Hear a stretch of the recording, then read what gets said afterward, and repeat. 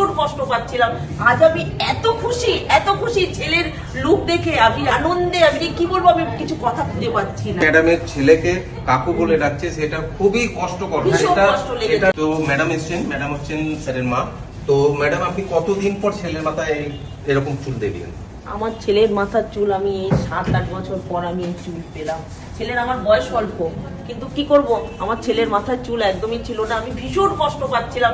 আজ আমি এত খুশি ছেলের লুক দেখে, আমি ভাবনা মানে আনন্দে, আমি কি বলবো, আমি কিছু কথা খুঁজে পাচ্ছি না।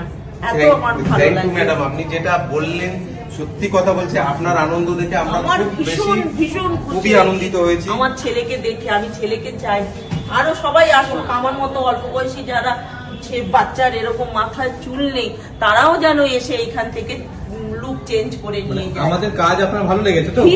ভীষণ ভালো লেগেছে। তবে সব থেকে বড় জিনিস, ম্যাডাম আমাকে একটু আগে শেয়ার করেছেন একটা কথা, এটা আমারও খুব কষ্ট লেগেছে, যে ম্যাডামের সামনে ম্যাডামের ছেলেকে কাকু বলে ডাকছে, সেটা খুবই কষ্টকর। এটার জন্য ম্যাডাম ফ্রাস্ট্রেটেড হয়ে চলে এসেছেন আমাদের এখানে, যাতে যে কোনো উপায়ে ছেলে চুল। আমি আপনাদের দেখে আমি নিয়ে এসেছি, আমার ছেলে কিছু জানে না, আমি ফেসবুকে আপনাদের দেখে আমি ছেলেকে নিয়ে এসেছি, আমি আপনার এখানে এসে চুল লাগালাম। এটা কিন্তু অনেক বড় ব্যাপার যে আপনার মা আপনাকে নিয়ে এসেছে, এটা কিন্তু অনেক বড় ব্যাপার। আমি নিয়ে এসেছি। তো আপনি ফুল স্যাটিসফাইড? অবশ্যই।